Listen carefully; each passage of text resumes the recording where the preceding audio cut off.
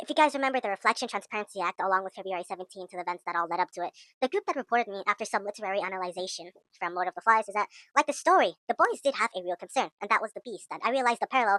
In real life, the girl group did have a real concern, privacy, along with the other boys. But by deciding that I was worth enough to report, instead of talking to personally, I know they must have come up with some sort of exaggerated reason that I was some sort of beast myself, that I myself had something that was wrong, as if I was like surveillancing everybody or doing something that was not allowed, or that I was some sort of person that they could not talk to. But turns out, guys, the logs show nothing but mundane conversation, that proving that the report was half valid, but also a freak out over nothing. All right. I mean, the concern itself was valid. Obviously, naming them wasn't overreach, but it turns out the conversations that was trying to be defended was just mundane. That's really it.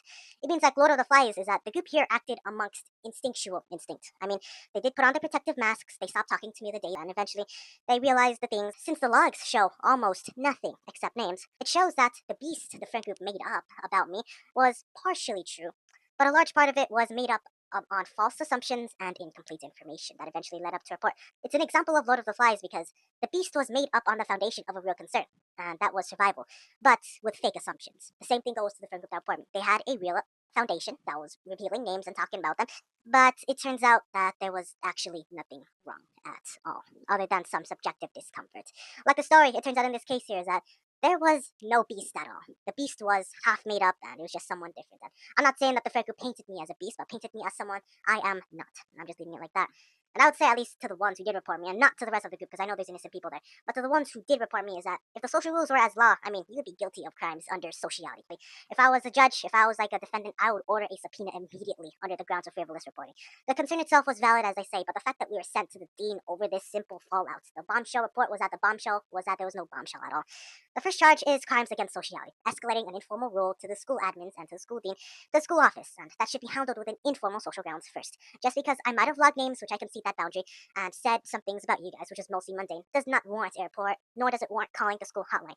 These things are meant for objective threats, such as death, attacks, cyberbullying, suspensions, and bad grades. There's nothing that says cyberbullying, nothing that says misconduct. This is just merely a result of a different processing system.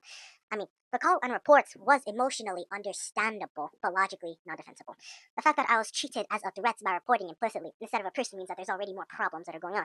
The second charge is frivolous reporting. Simply observing and documenting daily conversation is not illegal. There's no reason someone should freak out over it. Although we understand that not many want to be documented, escalating it with the same rate as a disciplinary report, with the same weight as being cyberbullied, is a direct disciplinary overreach that was committed by the school. The school hotline, the school disciplinary avenues are not a concierge for friend groups to enforce their social rules. That's on you, not them. And yes, guys, as I said, big admins, they got the fish to fry. They have actual things to deal with. Let's leave them as they are and let's not cause chaos outside this place. Logic of constitutional law does not end at the school gates. And like, yes, I get why they would have thought about the idea of reporting. I get that their privacy concern is valid. I get that people may not want to be documented. I'm conceding that point because it is universal for you and for me and for everybody else that is completely watching. But there is a difference between proportion and disproportion. One cannot kill a fly with a sledgehammer because you also end up destroying the ground at the same time. You force the other side to also counter with as much heavy weight. And before this video gets added to some YouTube thing or some watch later box, and no, this is not retaliation. This report was 3 months ago and is merely a retrospective analysis of the issues at the end of the year. Retaliation implies that there's an ongoing threat or that there's cyberbullying misconduct, and there is no objective threat here other than logic. And with that being said, this leaves us at a boiling point for this group. Since I don't have enough information, and since this report was literally on incomplete information, if the logs were revealed to be nothing burgers except the violation of naming names, then what was the exact reason for the report if naming names was easy to remove, as easy as it was talking?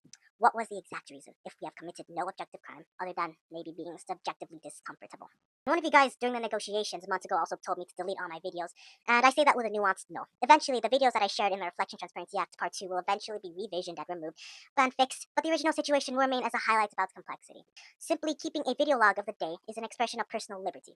And unironically, like Lord of the Flies as this event was going on, I was also reading Lord of the Flies at English during this time, and unironically, on March 2nd, the day before I got reported, is that we were just talking about Piggy's death, and poetically, little did I know, in that specific group, I would be the piggy of whose conch the newcomer was destroyed, being a real example.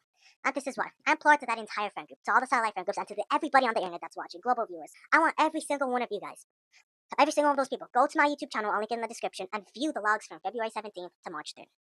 Look at the morning period only. I want everybody's people. Is there a threat? Does that look like a threat? Is that something worth reporting? I implore everybody. And all of us understand the idea of not wanting to be named and logged. Yes, I can see that point. But escalating that to the dean admins, to the school officials, I mean, there's no beast there. There is no beast to report. It was made up. But as I said, guys, ultimately, don't bully those people because they're not enemies, they're still people, but rather it's still another misunderstood case of tragic colliding worldviews. Although wrongdoings will still stand, ultimately, I'm going to go ahead and close the story and the people involved to respect their privacy and give them a clean slate next year, and to also close up generally on this year.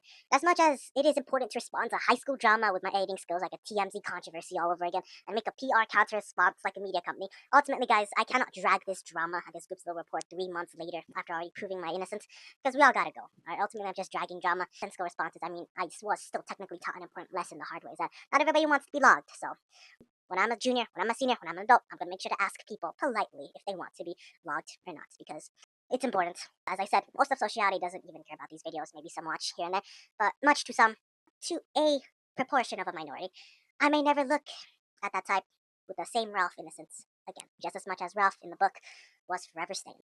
Will I make more videos about this? If there's new information, then yes, I may have to refine some points, and maybe I did go wrong on a few, or if someone needs clarification. But for now, guys, this is a literal no. I mean, I am literally tracking this drama. The focus now is for everybody to remember what they did during this year. Probably close up the book. Everybody has their own story, so focus on yours, guys.